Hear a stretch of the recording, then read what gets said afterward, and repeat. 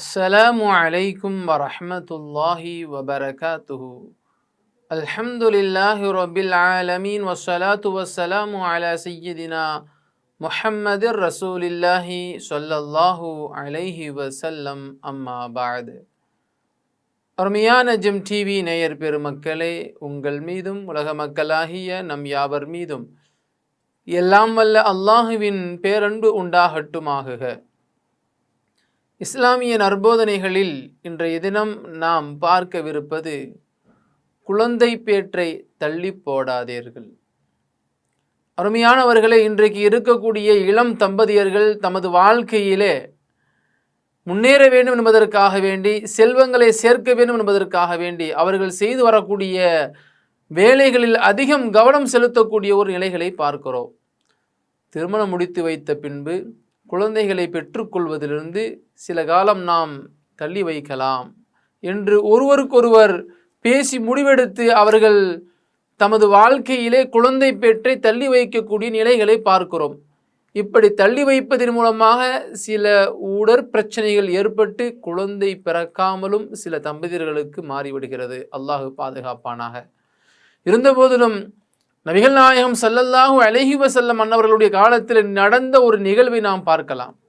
Abu Khalid என்கிற ஒரு சஹாபி, அந்த சஹாபியினிடத்தில், அந்த சஹாபி யார் என்று கேட்டால் அப்துல்லாஹ் இப்னு மஸ்ஊத் ரலியல்லாஹு அன்ஹு அவர்களிடம் பாடம் பயின்ற ஒரு நல்ல ஒரு சஹாபி.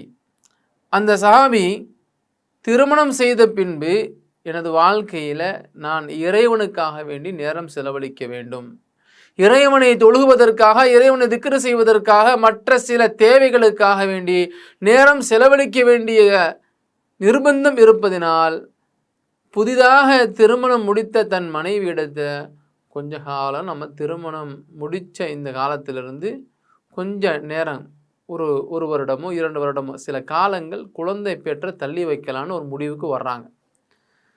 அப்படி 2 நபர்களும் சம்மதித்து அவர்களுடைய வாழ்க்கையை துவங்குகிறார்கள். ஒரு சமயம் இந்த அபூ ஹாலித் என்கிற அந்த சஹாபிக்கு ஒரு கனவு வருகிறது. அந்த கனவுல மஹ்ஷர் மைதானத்திலே நான் நின்று கொண்டிருக்கிறேன். அப்படி நின்று கொண்டிருக்கக்கூடிய சமயத்தில் தாகத்தால் மிகவும் கஷ்டப்பட்டு கொண்டிருக்கக்கூடிய அந்த வேளையில் சுவர்க்கத்தில் இருக்கக்கூடிய சிறு குழந்தைகள் எல்லாம் தண்ணீர் குவளைகளை எடுத்து கொண்டு வந்து ஒவ்வொரு நபர்களுக்கும் தண்ணீர் பரிமாறி கொண்டிருக்கிறார்கள். அங்கே மஹ்ஷர் மைதானத்திலே தாகத்தோடு நிற்கக்கூடிய ஒவ்வொரு மக்களுக்கும் தண்ணீரை அப்படியே ஊற்றி ஊற்றி கொடுத்துட்டு இருக்கிறாங்க. ஒவ்வொரு மக்களும் வாங்கி அதை அருந்தி கொண்டே இருக்கிறாங்க. இந்த அபூ ஹாலித் என்கிற இந்த சஹாபிக்கு எந்த குழந்தைகளும் தண்ணீரை கொண்டு வந்து கொடுக்கல.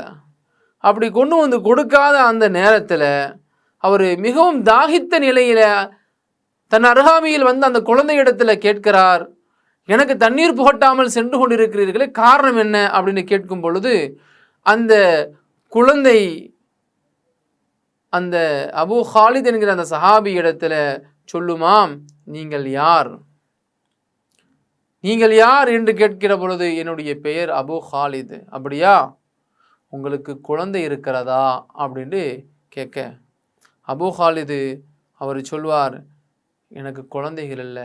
குழந்தைகள் இல்லையா? பெண் குழந்தைகளும் இல்லையா? பெண் குழந்தையும் இல்லை, ஆண் குழந்தையும் இல்லை, உனக்கு தண்ணீர் கொடுக்க முடியாது அப்படின்னு சொல்லிட்டு அந்த குழந்தை என்ன செஞ்சிருச்சு, போயிடுச்சு. உடனடியாக அவர் கெஞ்சுகிறார், தண்ணீர் தாகத்திலே நான் நின்று கொண்டிருக்கிறேன், எனக்கு தண்ணீர் தாகம் தீர வேண்டும் என்று சொன்னால் உங்கள் கையில் இருக்கும் அந்த குவளையிலிருந்து எனக்கு தண்ணீரை கொடுத்தால்தானே என்னுடைய தாகம் தீரும். மஹ்ஷர் மைதானத்திலே நான் நின்று கொண்டிருக்கிறேனே, ஏன் கொடுக்க மறுக்கிறீர்கள் என்று கேட்ட பொழுது அந்த குழந்தை அபூ ஹாலித் என்கிற அந்த சஹாபியிடத்திலே சொன்னதாம், நான் உங்களுக்கு நீர் புகட்ட வேண்டும் என்று சொன்னால் உலகில் வாழ்கிற பொழுது உங்களுக்கு பிள்ளைகள் இருந்திருக்க வேண்டும். பிள்ளைகள் பெற்று அந்த பிள்ளைகளை வளர்ப்பதற்காக வேண்டி நீங்கள் எவ்வளவு சிரமங்கள் மேற்கொண்டிருப்பீர்கள். அந்த குழந்தைகளுக்கு ஒழுக்கங்கள் கற்பிக்க, அந்த குழந்தைகளுக்கு நல்ல பல விஷயங்களை கற்றுக் கொடுக்கக்கூடிய விஷயத்தில் நீங்கள் எவ்வளவு சிரமங்களை மேற்கொண்டு இருந்திருப்பீர்கள். அதற்கு பகரமாகத்தான் ஒவ்வொரு பெற்றோர்களுக்கும் நாங்கள் இந்த தண்ணீரை புகட்டி கொண்டிருக்கிறோம்.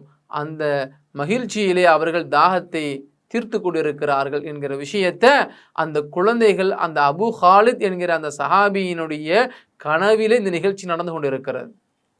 அந்த சமயத்தில் அபு ஹாலித் என்கிற அந்த சஹாபி திடுக்கிட்டு எழுகிறார்கள். என்ன செய்வதென்றே தெரியல, தூக்கத்திலிருந்து எழுகிறார்கள்.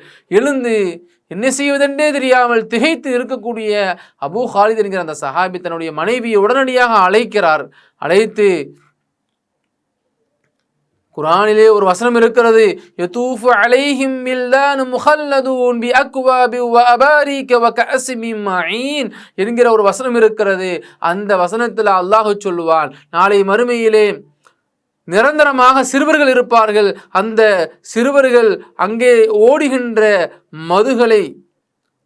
மதுகளால் நிரப்பப்பட்ட அந்த ஆற்றிலிருந்து தண்ணீர் எடுத்து கொடுப்பார்கள்.